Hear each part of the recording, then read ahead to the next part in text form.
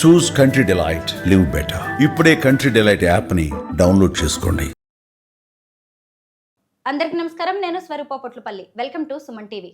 Johnny master మీద ఆరోపణలతో వార్తల్లోకి వచ్చిన కొరియోగ్రాఫర్ సృష్టి వర్మ బిగ్ బాస్ సీజన్ 9 లోకి ఎంట్రీ ఇవ్వడంతో అందరి ఫోకస్ ఆమె మీదే నిలిచింది. సృష్టి వర్మ మిగతా కంటెస్టెంట్స్ తో ఎలా ఉంటుంది, టాస్క్లు ఎలా ఆడుతుంది, ప్రేక్షకులను ఎలా ఆకట్టుకుంటుంది అనేది ఇంట్రెస్టింగ్ గా మారింది. అయితే అందరి అంచనాలను తలకిందులు చేస్తూ ఒక వారం రోజుల్లోనే ఫస్ట్ వీక్ లోనే ఆమె ఎలిమినేట్ అయ్యింది. అయితే ఆమె ఎలిమినేషన్ వెనక జానీ మాస్టర్ ఫ్యాన్స్ ఉన్నారని ఓ పొలిటికల్ పార్టీ కూడా చక్రం తిప్పిందనేది ఇప్పుడు హాట్ టాపిక్ గా మారింది. ప్రస్తుతం నాతో పాటు ఉన్నారు కొరియోగ్రాఫర్ కస్తూరి గారు. ఆవిడతో మాట్లాడదాం. నమస్తే కస్తూరి గారు. నమస్తే అండి. సృష్టి వర్మ మీ తోటి కొరియోగ్రాఫర్, మీరందరూ కూడా కలిసి పనిచేశారు. సృష్టి బిగ్ బాస్ లోకి ఎంట్రీ ఇవ్వడం మీద, అలాగే ఎలిమినేషన్ మీద మీ అభిప్రాయం ఏంటి? ఫస్ట్ ముఖ్యంగా దీని గురించి మాట్లాడుకోవాలి అంటే, మీరు ఇందాక ఏదో చెప్పారు, మాస్టర్ విషయం కానీ అంతకుముందు జరిగిన సందర్భాలు కానీ ఇవన్నీ పక్కన పెట్టేస్తే అవి మనకి అవసరం లేదు. ఎందుకంటే నిజంగా ఆయనకి అంత సపోర్ట్ ఉండుంటే విషయం ఇంతవరకు వచ్చి ఉండేది కాదు. సో అది విషయం పక్కన పెట్టేద్దాం. జస్ట్ నేను ఒక ప్రేక్షకురాలిగా మాట్లాడతాను. ఆ షోలో అమ్మాయి సృష్టి ఉండొచ్చు, ఆ ప్లేస్లో ఇంకెవరైనా ఇంకొక మాస్టర్ ఉండొచ్చు. ఇంతకుముందుకు యానీ కూడా చేసింది మా కొరియోగ్రాఫర్ దాంట్లో, యానీ అమ్మాయి కూడా వెళ్ళింది అనమాట మాస్టర్.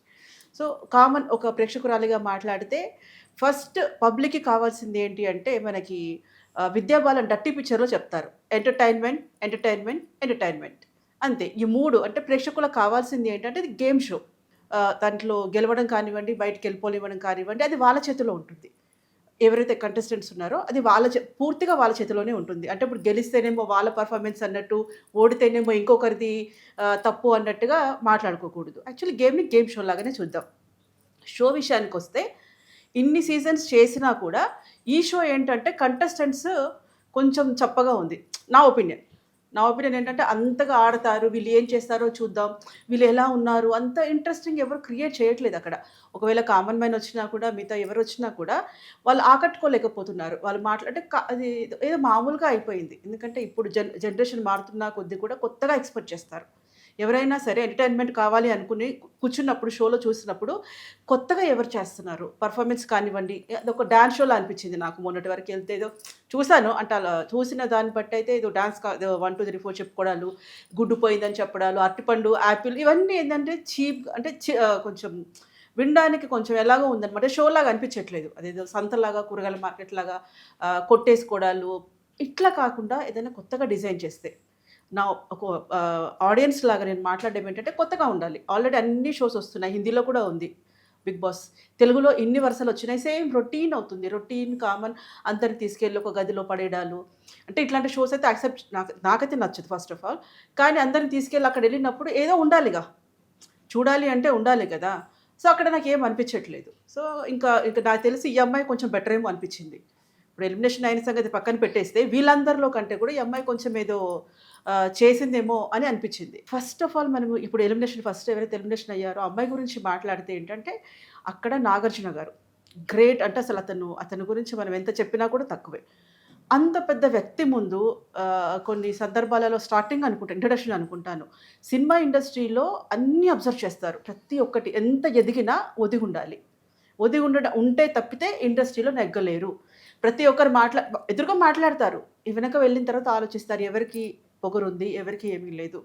ఒకటి ఆడవాళ్ళ గురించి చెప్తూ ఇలా చిటికెళ్ళేసి మాట్లాడడం నేను గమనించాను. అంటే నా ఒపీనియన్, అంత పెద్ద వ్యక్తి ముందు అలా పర్ఫామ్ చేసి చెప్పాల్సిన అంత లేదేమో అనిపించింది నాగార్జున గారు. అంటే ఆ ప్లేస్లో అంత పెద్ద వ్యక్తితోని చిటికలేసి మాట్లాడడం ఒకటి.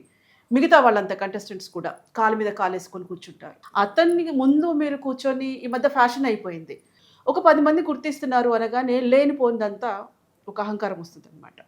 ఒక చిన్న సామెత, బియ్యం ఒడ్లు వచ్చినప్పుడు ఏమైందంటే అన్నీ కొట్టేసిన తర్వాత కొన్ని మిగులుతాయి. దాంట్లో కొంతమంది ఏం చేస్తారంటే, ఇంతకుముందుకు పరిగలు అంటారు వాటిని, అవి ఏరుకోవడానికి వెళ్ళే వాళ్ళకి ఒక రాజు చూశాడంట. రాజు చూసి అరే ఈ అమ్మాయి ఇది బాగుంది అని పెళ్లి చేసుకున్నాడు. ఒక 6 months తర్వాత అదే పల్లెటూరు అడవిలోకి వెళ్ళారు. అయితే అక్కడ చింతకాయలు చూసి అడిగిందంట, ఈ వంకటింకర కాయలేంటి రాజా అని చెప్పి అడిగిందంట. సో పరిగలేరుకునే పాపని పల్లకిలో కూర్చోబెడితే వంకటింకర కాయలేంటి ఓనా రాజా అని అడిగిందట.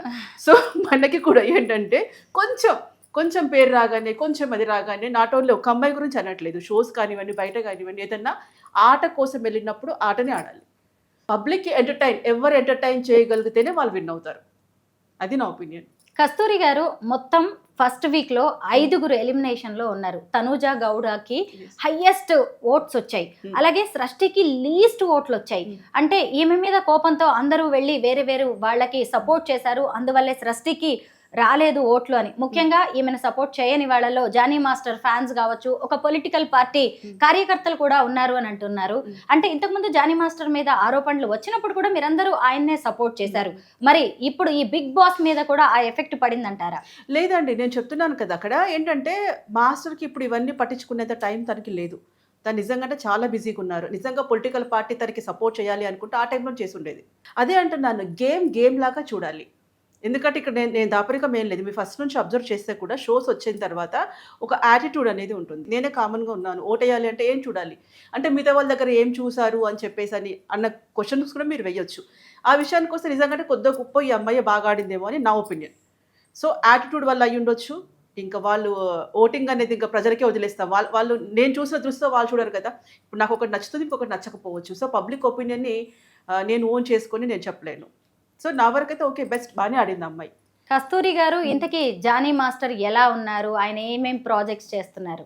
చాలా చాలా హ్యాపీగా ఉన్నారండి. మళ్ళీ బ్యాక్ వచ్చేసారు. తను ఎక్కువ బాంబేలో హిందీ సాంగ్స్ చేస్తున్నారు, తర్వాత తమిళ సాంగ్స్ చేస్తున్నారు, కన్నడ సాంగ్ చేస్తున్నారు, రీసెంట్గా తెలుగు సాంగ్ కూడా ఒకటి చేస్తారు. బిజీగా తన వర్క్లో తను చాలా బిజీగా ఉన్నారు.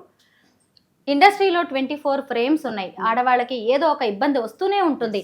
మీరందరూ వాళ్ళకి అండగా నిలబడతారా? లేదు అంటే నేను ఇబ్బంది ఫేస్ చేశాను అంటూ ఎవరి మీదైనా ఆరోపణలు చేస్తే ఈ అమ్మాయిదే తప్పు అంటారా? ఆరోపణలు అంటే ఒకసారి మనం గమనించాలి. ఎందుకంటే రెండు వైపులా, ఇప్పుడు ఇద్దరు మా కొలీగ్సే ఉన్నప్పుడు, ఇద్దరు ఒకే సంస్థలో ఉన్నప్పుడు మనకు వీళ్ళేంటి వాళ్ళేంటి అని తెలుస్తుంది. సో అప్పుడు ఏంటంటే నిజంగా అమ్మాయికి ఏదన్నా ప్రాబ్లం ఉంది అనుకుంటే అమ్మాయి వైపు వెళ్తాం, అబ్బాయికి ప్రాబ్లం ఉంది అంటే అబ్బాయి వైపు వెళ్తాము. నా ఒపీనియన్ ఏంటంటే, నాకు తెలిసి నా సర్కిల్లో కూడా అక్కడ ప్రాబ్లం చూడాలి, జెండర్ కాదు. అమ్మాయి ఉండొచ్చు, అబ్బాయి ఉండొచ్చు, ఎవరైనా ఉండొచ్చు, ఏ కేటగిరీస్ అయినా ఉండొచ్చు. బట్ ప్రాబ్లం ఏంటి, సమస్య ఏంటి, అటువైపే నేను సపోర్ట్ చేస్తాను. జానీ మాస్టర్ మీద ఆరోపణలు చేసిన సృష్టి వర్మకి బిగ్ బాస్ ఆఫర్ రావడం మీద మీ ఒపీనియన్? అంటే అది వేరేలా చూడాలి. అది వేరే కోణం, ఇది వేరే కోణం. దీనికి దానికి సంబంధం లేదు. అంటే ఇలా కేసులు ఉన్న వాళ్ళు చాలామంది ఉన్నారు. కొన్ని విషయాలు బయటపడుతున్నాయి, కొన్ని విషయాలు బయటపడకపోవచ్చు. ఇలా ఇబ్బందులు ఎదుర్కొనే వాళ్ళు ఏంటంటే తన వర్క్లో తను బిజీగా ఉన్నారు. ఈ అమ్మాయికి సాంగ్స్ వస్తున్నాయి, ఈ అమ్మాయి కూడా బిజీగానే ఉంది. సో ఇట్లా ఎంకరేజ్ చేయడం అయితే చాలా హ్యాపీ. అంటే ఇంకా మహిళలు ఇంకా కొంచెం ముందుకు వస్తారు ఇలాంటి ప్రోగ్రామ్స్ వల్ల. బిగ్ బాస్ లోకి ఈసారి సెలబ్రిటీస్ కి మాత్రమే కాదు, కామన్ పీపుల్ కి కూడా అవకాశం ఇచ్చారు. ఎలా అనిపిస్తుంది? బెస్ట్ పరిణామమే. కాకపోతే ఏంటంటే కొంచెం నోటీస్ అయ్యి ఉంటే, పబ్లిక్లోకి తెలిసి ఉండుంటే వీళ్ళు ఏం చేస్తారో అని ఇంట్రెస్ట్ పెరుగుతుంది ప్రోగ్రామ్ మీద. ఇప్పుడు ఏంటంటే ఆల్మోస్ట్ చాలామంది నాకు దాంట్లో తెలియదు అనమాట. ఎవరు అంటే వాళ్ళు ఎలా చేస్తారు, ఆల్రెడీ ఇంతకుముందుకు గంగవ్వ అలాంటి వాళ్ళు వచ్చారు. సో వాళ్ళకి మనకు తెలుస్తుంది వీళ్ళు ఎలా ఉంటారు, వీళ్ళంతా ఎలా ఉంటారు అని. కొంచెం ఈ గేమ్ ఎలా ఆడతారు వాళ్ళు కొంచెం తెలిసి పరిచయం ఉన్న వాళ్ళైతే బాగుంటుంది. ఎందుకంటే రాను కామెడీ షో లాగా అయిపోతుంది. కొన్ని ఇవి చూస్తే మనకి ఇన్స్టాలో కొన్ని రీల్స్ చూస్తుంటే ముగ్గురు లేడీస్ కూర్చొని మాట్లాడి, నేను ఈసారి నన్ను బిగ్ బాస్ పంపించండి అని ఆవిడ అడుగుతుంది. సో అక్కడ కంటెంట్ ఏం లేదు, రాను అది ఏదో పెద్ద కామెడీ షో లాగా అయిపోతుంది. బిగ్ బాస్ నుంచి ఫస్ట్ వీక్ లోనే సృష్టి వర్మ ఎలిమినేట్ అవ్వడాన్ని, దాన్ని ఆ హౌస్ కి సంబంధించిన ఆటగా మాత్రమే చూడాలని, జానీ మాస్టర్ ఇష్యూతో లింక్ పెట్టి చూడాల్సిన అవసరమే లేదని, పూర్తిగా ఆమె ఎలిమినేషన్ అనేది ఆమె ఆట తీరును బట్టి, మిగతా కంటెస్టెంట్స్తో ఉన్నదాన్ని బట్టి, ఓటింగ్ను బట్టే జరిగిందని కస్తూరి గారు చెప్పుకొస్తున్నారు. థ్యాంక్ యూ సో మచ్ అండి.